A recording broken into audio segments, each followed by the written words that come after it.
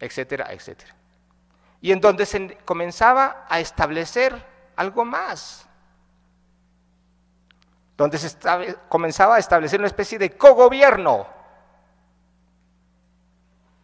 Si ustedes miran en detalle la historia de esos 3 años, verán que, por ejemplo, un episodio que yo conozco muy bien porque involucra actores franceses. En una oportunidad, una delegación de la Asamblea Nacional Francesa fue al Caguán a verificar cómo el diálogo estaba dando unos frutos magníficos. Allá llegaron los representantes del pueblo francés a hablar con estos señores de las FARC, fueron insultados,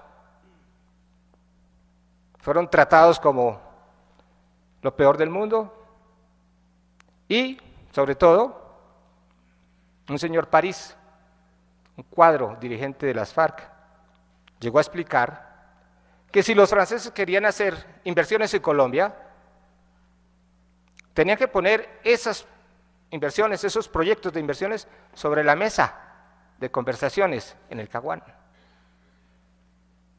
Es decir, para que el gobierno y las FARC decidieran si Francia podía invertir o no en Colombia. Eso era lo que estaba creándose en el Caguán con el pretexto de las negociaciones de paz. Una situación de cogobierno que tenía implicaciones internacionales. Gracias al Caguán, gracias a las negociaciones,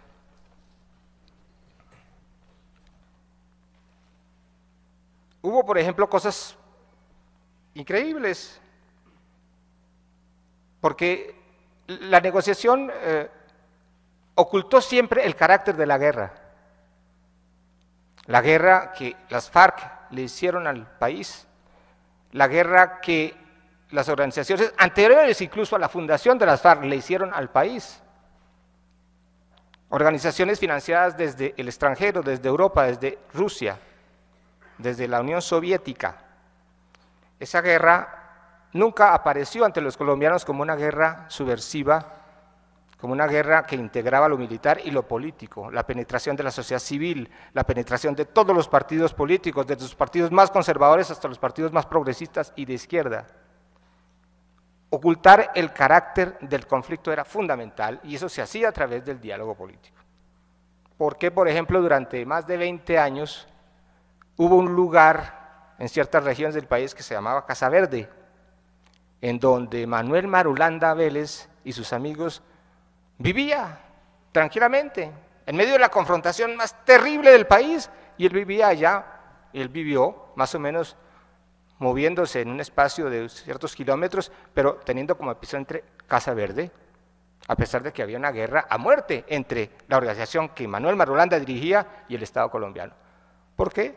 Porque en ciertos periodos había un diálogo, luego ese diálogo suponía unas conductas particulares del Estado, como el respeto de ciertos santuarios.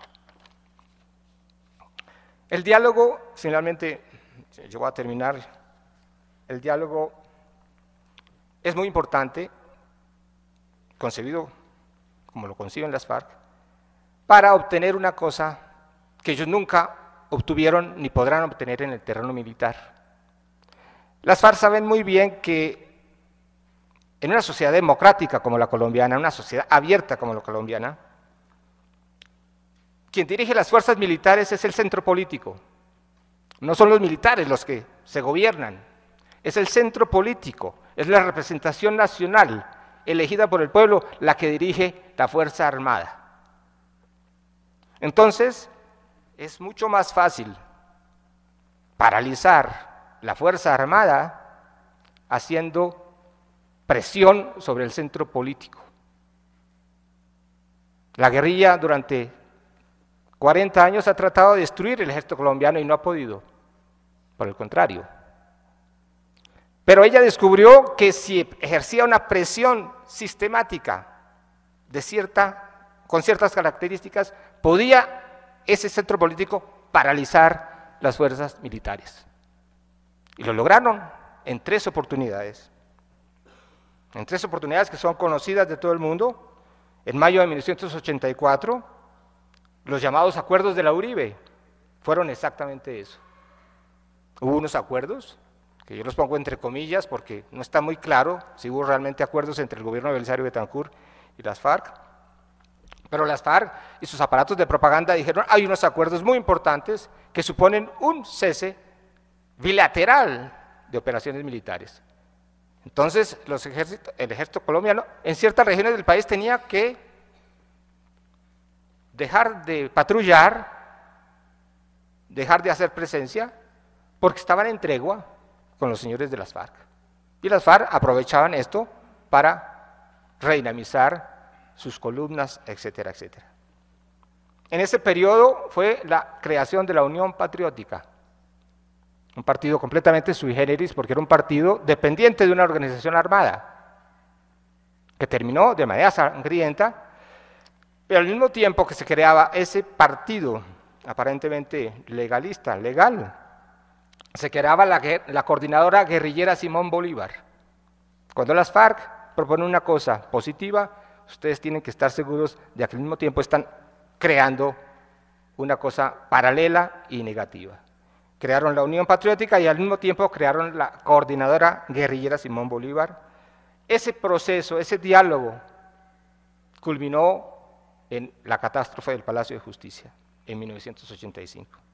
Después hubo una segunda experiencia de paralización de las fuerzas militares en mayo de 1997, durante el gobierno de Ernesto Samper. 13.000 kilómetros cuadrados del territorio colombiano fueron desmilitarizados durante un mes para que hubiera la liberación de 70 militares.